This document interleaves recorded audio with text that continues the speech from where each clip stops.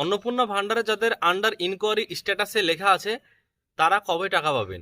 যাদের এখনো পর্যন্ত আন্ডার ইনকোয়ারি কিংবা আন্ডার প্রসেস কিংবা সাবমিটেড আন্ডার প্রসেস এরকম যাদের লেখা আছে তারা কবে টাকা পাবেন বা তাদের অ্যাপ্লিকেশনটা কি অ্যাপ্রুভ করা হয়েছে, আজকের এই ভিডিওর মাধ্যমে সমস্ত কিছু জানাবো।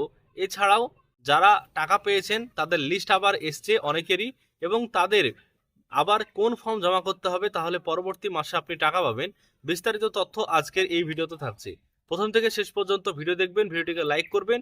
ফেসবুক থেকে যারা ভিডিও দেখছেন অবশ্যই পেজটিকে ফলো করে রাখবেন। মহিলাদের এখনো পর্যন্ত আন্ডার ইনকোয়ারিতে স্ট্যাটাস আছে, আপনারা যারা দেখছেন স্ট্যাটাস আন্ডার ইনকোয়ারি কিংবা আন্ডার প্রসেসে আছে, তো তাদের অনেকেরই আন্ডার ইনকোয়ারি থেকে বা আন্ডার প্রসেস থেকে অ্যাপ্লিকেশন অ্যাপ্রুভ করা হয়েছে। কিন্তু আপনারা যদি দেখেন তাহলে কিন্তু আপনারা দেখতে পাবেন না যে আপনাদের অ্যাপ্লিকেশনটা অ্যাপ্রুভ করা হয়েছে, কারণ সেটা শুধুমাত্র অ্যাডমিন আইডি থেকেই দেখা যাচ্ছে। সেটা হচ্ছে বিডিও অফিসে বা পঞ্চায়েত অফিসে, আপনারা সেখান থেকে দেখতে পাবেন, কিন্তু আপনাদের মোবাইল নাম্বার লগ ইন করে আপনারা কোনোভাবেই স্ট্যাটাসের পরিবর্তন দেখতে পাবেন না। এবার যাদের ইতিমধ্যে অ্যাপ্রুভ হয়ে গেছে তারা আগামী মাসে টাকা পাচ্ছেন, কারণ এই মাসে টাকা দেওয়া হবে না, শেষ মাস, এবং আগামী মাসে অ্যাপ্রুভ যাদের হয়ে গেছে তারা কিন্তু অ্যাকাউন্টে টাকা পাবেন। যাদের এখনো পর্যন্ত আন্ডার ইনকোয়ারি থেকে রিজেক্ট করা হয়েছে, মানে ইনকোয়ারি করার পরেও আবার রিজেক্ট করে দেওয়া হয়েছে, তারা কিন্তু টাকা পাবেন না আগামী মাসে।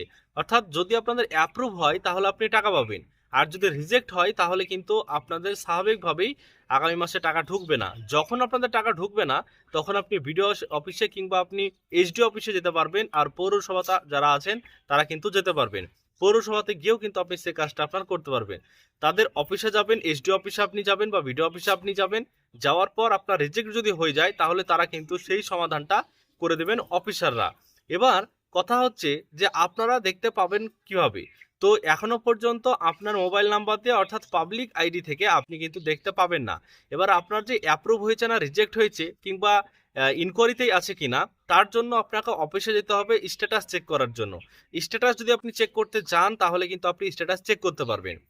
এই হলো আন্ডার ইনকোয়ারি যাদের আছে তাদের জন্য এই খবরটা, কারণ আন্ডার ইনকোয়ারিতে বা আন্ডার প্রসেসে অনেকেরই নাম আছে যারা কিন্তু এখনো পর্যন্ত টাকা পেয়ে উঠতে পারেননি। কারো ভুলের কারণে হোক, ভুল ভ্রান্তির কারণে হতে পারে, কারো আবার অটোমেটিক পাওয়ার যোগ্য সে তাও কিন্তু টাকা পায়নি, এরকম হতে পারে। তো তার জন্য আপনাদের আগামী মাসে যাদের অ্যাপ্রুভ হয়েছে টাকা ঢুকবে, যাদের রিজেক্ট হয়েছে তাদের কিন্তু আগামী মাসে টাকা ঢুকবে না।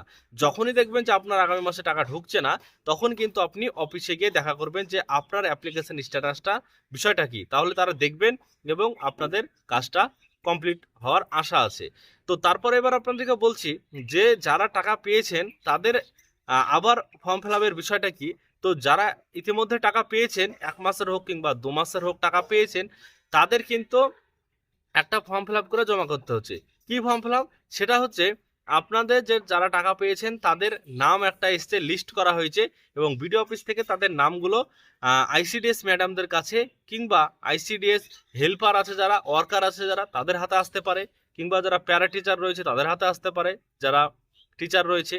তো আপনাদের এলাকাতে যদি আইসিডিএস ম্যাডামরা এইসব কাজ দায়িত্বভার নেয় তাহলে তারা যদি করে তাহলে তাদের কাছে কিন্তু আপনার নামটা চলে আসবে। যদি আপনি টাকা পেয়ে থাকেন তাহলে আপনার নাম চলে আসবে। এবার আপনার নাম যদি আসে তাহলে আপনাকে একটা ছোট্ট ফর্ম ফিল আপ করতে হবে। ফর্মটা আপনি ম্যাডামের কাছ থেকেই পাবেন, এবং সেখানে আপনার অ্যাপ্লিকেশন আইডি নাম্বার এবং আপনার ভোটার আইডি নাম্বার এবং আপনার আধার কার্ডের নাম্বার, তারপরে আপনাদের এই সঙ্গে আধার কার্ড এবং ভোটার কার্ড আর অ্যাপ্লিকেশনের যে রিসিপ্টটা সেটা আপনাকে জমা করতে হবে। এই যে কাজটা আপনাকে করতে হবে এবং ম্যাডামকেই জমা করতে হবে, তাহলে কিন্তু আপনাদের আগামী মাসের জন্য ভেরিফিকেশন হয়ে টাকা কিন্তু চলে আসবে। আর যারা নাম আসা সত্ত্বেও ভেরিফিকেশন করবেন না তারা কিন্তু আগামী মাসে টাকা পাবেন না। এবার যাদের নাম ইতিমধ্যে এসছে আপনাদেরকে ডেকে ডেকে দেখবেন বলে দেওয়া হবে, বা আইসিডিএস ম্যাডাম বা প্যারা টিচার যারা থাকবেন আপনাদের দায়িত্বে এলাকায় তারা কিন্তু আপনাকে বলে আপনাদের কাগজটা নিয়ে নেবেন। যারা টাকা পাচ্ছেন বর্তমানে তাদের কিন্তু এই কাজটা করতে হবে, নইলে কিন্তু আপনি টাকা পাবেন না এই ভেরিফিকেশনের কাজটা না করলে। আশা করছি প্রত্যেকে বুঝতে পেরেছেন। আন্ডার ইনকোয়ারি যাদের আছে তারা কবে টাকা পাবেন, যদি অ্যাপ্রুভ হয় তাহলে আপনি সামনের মাসে পাবেন, যদি রিজেক্ট হয় তাহলে আপনি পাবেন না। আর যদি আপনাদের এখনো পর্যন্ত আন্ডার ইনকোয়ারি থাকে তাহলে আপনাকে অপেক্ষা ছাড়া কোনো রকম উপায় নেই। আশা করছি প্রত্যেকে বুঝতে পেরেছেন। আপনারা অনেকেই কমেন্ট করেছিলেন এই বিষয়টা, তাই আজকের এই ভিডিওর মাধ্যমে আপনাদেরকে বিষয়টা ক্লিয়ার করলাম। আজকের ভিডিওর মাধ্যমে সমস্ত বিষয় জানালাম। ভিডিওটিকে লাইক করবেন, চ্যানেলটিকে সাবস্ক্রাইব করবেন। ইনফরমেশন যদি আপনাদের কাজে লাগে অবশ্যই বন্ধুদের সঙ্গে শেয়ার করবেন ভিডিওটি। যারা ফেসবুক থেকে দেখছেন অবশ্যই পেজটিকে ফলো করে রাখবেন।